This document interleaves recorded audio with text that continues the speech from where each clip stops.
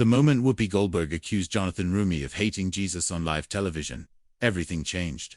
Her voice cracked as she pointed straight at him, not just with words, but with years of frustration. Across the country, millions of people sat in silence, watching something they never expected to see on daytime TV. Jonathan, the man known for playing Jesus in The Chosen, didn't fire back. He didn't even flinch. He just looked at her with eyes full of something no one could quite explain. Pain, maybe, or something deeper. Just hours before that moment, in a quiet Manhattan hotel room, Jonathan had been on his knees. No script, no crew, no spotlight, just him, a worn Bible, and a whispered prayer. Give me the right words. He didn't know what the interview would hold, but he felt it wouldn't be normal. Meanwhile, Whoopi sat backstage, scrolling through angry comments online. Some loved The Chosen, but others accused it of pushing one version of truth. For Whoopi, it hit a nerve. Religion had hurt her before. This was personal. Jonathan wasn't there to argue. He came with a wooden cross in his pocket and peace in his heart. But when Whoopi saw him, all the pain she'd buried came rushing out. This wasn't just about a TV show anymore. This was about faith, wounds, and whether truth could still be spoken in a world that often rejects it. To people, one studio, and a moment no one could walk away from, unchanged. What happens when love stands face to face with anger and refuses to move? What happens when grace doesn't back down? Stay with this story. What you're about to see might shake you, or save you. The interview began, like most do, with light smiles, polite laughs, and easy conversation. Whoopi cracked a few jokes. Jonathan answered kindly. The audience was relaxed, clapping at all the right times. On the surface, it felt like a normal segment. Safe, comfortable, predictable. But underneath, something was already shifting. You could feel it in Whoopi's eyes. The way she kept glancing down at her cards. The way her smile started to strain the longer Jonathan talked about faith. She wasn't just listening, she was waiting. Then came the first crack. So, Whoopi said, casually, but with weight behind her words. The Chosen shows Jesus as the only way to God. Don't you think that's a bit limiting? Her voice was calm, but the room tensed slightly. The air felt different. Jonathan didn't react with shock. He simply looked at her, took a breath, and said, Jesus said, I am the way, the truth, and the life. I'm not making that claim, he did. I just believe it. There was no anger in his voice, just quiet certainty. And that's what made it cut deeper. He wasn't pushing. He wasn't defensive. But he wasn't backing down either, and something in that calm triggered something in her. Okay, she said, her tone sharpening. So let me ask you straight. Do you believe that I'm wrong? That I'm going to hell because I find truth in different religions? Now, the audience was no longer clapping. Some sat still, eyes wide. Others whispered. The tension was real. Jonathan paused, not to avoid the question, but to pray, quietly and quickly. I've met people from all kinds of faiths, he answered. Muslims, Buddhists, Jews. I love them deeply. But if I believe Jesus is the way, then love means I tell them that truth, not hide it. Whoopi stared at him. Her hands gripped the arms of her chair. But don't you see how that sounds? You're telling billions of people that their beliefs are wrong. That's not love. That's judgment. Jonathan didn't flinch. If I saw a building on fire and knew the only way out, would you rather I stayed quiet, just to avoid offending you? Some in the audience nodded. Others looked confused, even angry. The divide was growing, not just on stage, but across the viewers watching from home. Social media was already lighting up. Whoopi leaned in now. The warmth was gone. Her voice was firm. It's arrogant to act like you know the only truth. That's the kind of thinking that's caused wars, hatred, all in the name of God. She was no longer just asking questions. She was fighting for something deeper, something personal. Her voice carried years of pain and betrayal by people who claimed to speak for Jesus, but never acted like him. Jonathan sat still, hands in his lap. His heart broke, not from the words, but from the hurt behind them. I understand how that sounds, he said softly. But love isn't silence. Real love risks rejection to offer hope. The other co-hosts sensed the shift, tried to jump in with lighter questions. Maybe about Jonathan's acting career, or his process preparing for the role. But Whoopi cut them off. She wasn't done. Her frustration was rising fast, her voice starting to shake, not from nerves, from something deeper. Anger, hurt, maybe fear. You think you're being loving, she said, but it's spiritual arrogance. You're dressing it up as humility. but it's still the same thing. My way is right. Yours is wrong. That's not Jesus. That's control. Jonathan looked genuinely pained. Not defensive. Not shaken. Just sad. Sad that truth spoken with love was being heard as hate. Sad that grace could sound like pride to someone still carrying wounds from people who never knew real grace in the first place. He didn't argue back. He didn't raise his voice. He didn't call her out. He simply said, I don't think I'm better than anyone, Whoopi. I think I'm just someone who needed saving. And I believe Jesus is the only one who could do that. She sat back, silent, for a moment, then leaned forward again, voice harder than ever. You keep saying you love people, but you're dividing people. You're hurting them in the name of God. Jonathan looked down, then back up, her eyes full of sorrow. That's not what I want. That's never what Jesus wanted. But truth, by nature, separates light from darkness. That's not hate.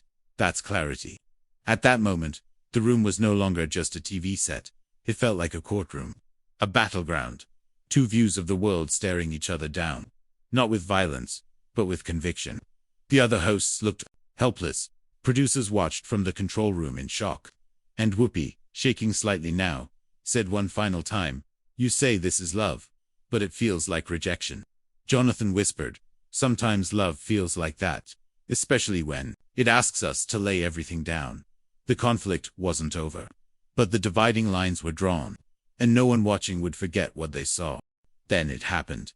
The moment everything snapped, Whoopi sat up straight, locked eyes with Jonathan, and said it loud enough to stop the entire room cold. You're profiting off Jesus while teaching people to hate what he really stood for. The words hit the air like a slap. A loud gasp rolled across the studio. The co-hosts froze. A camera dropped slightly from a stunned cameraman's hands. Every sound seemed to vanish. You could hear the silence pressing in. Jonathan didn't speak right away.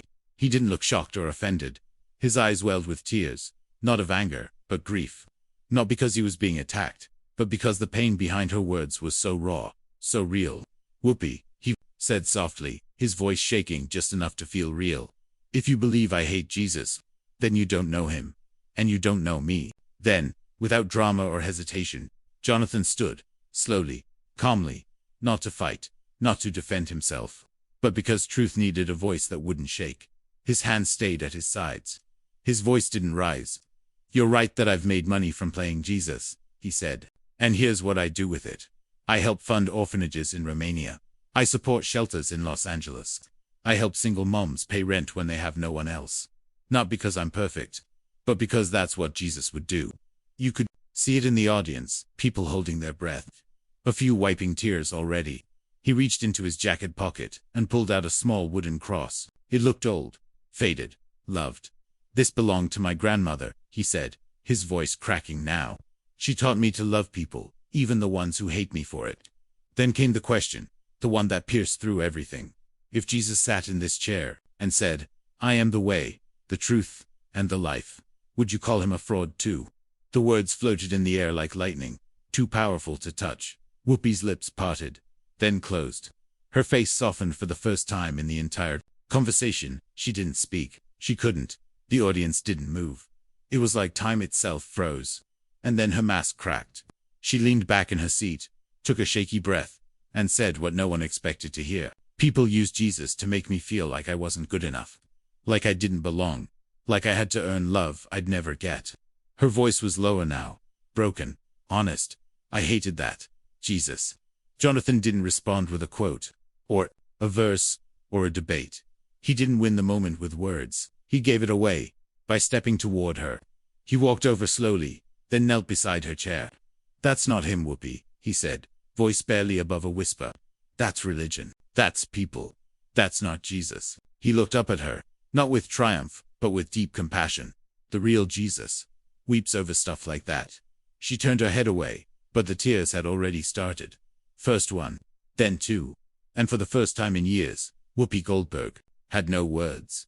The entire room sat in stunned silence. No music, no interruption. Just the sound of someone finally letting go of a weight she'd carried too long. Jonathan stayed kneeling. No spotlight, no hero moment. Just a man broken like anyone else, showing someone grace they never expected. And across living rooms, classrooms, phones, and hospital beds, People watching cried too. Because, deep down, they knew this wasn't about winning a debate. This was about healing a wound. And something holy had just happened on live TV. The cameras cut to commercial, but no one in the studio moved. Not the crew. Not the audience. Not even the hosts. The air still felt heavy, like something sacred had just passed through the room. Whoopi sat quietly, wiping her eyes. She wasn't trying to hide the tears anymore. Jonathan sat back in his chair, hands folded, his head slightly bowed. He wasn't praying out loud, but you could tell. He was talking to someone. No one spoke for a long time, and maybe that silence said more than any argument ever could. In the days that followed, the world reacted fast. The clip spread online. Within minutes, people couldn't stop watching. Some were angry, some were inspired, but many said the same thing. I've never cried during The View before. It wasn't just another TV moment. It felt personal, real, like a conversation they'd had in their own heart, but never saw anyone speak out loud. Whoopi didn't say much right away, but a few days later, she was spotted slipping quietly into a small church in Harlem. Cameras. No press. Just her, sitting in the back row, watching, listening. She started reading the Gospels for herself, not to debate, but to understand. And late one night, she sent Jonathan a simple message. Will you pray for me? Jonathan never told the press, never posted screenshots. He just replied, always. Looking back, he didn't feel proud. He didn't feel like a winner. I didn't win a debate, he said to a friend. I loved someone who needed it, that's all. That moment, raw, painful, unforgettable, showed the world something rare. That truth doesn't have to shout. It doesn't have to fight dirty. It doesn't even have to win. It just has to love. When love is hardest. Because real faith doesn't scream louder. It kneels lower. It stays soft when the world gets hard. And it answers hatred, not with pride, but with peace. So here's the question. When someone attacks your faith, will you fight back to protect your pride? Or stand still to reflect his heart? You never know who's watching. You never know who's breaking behind their words. And maybe, just maybe, your greatest battle isn't something to survive. It's your greatest ministry waiting to happen.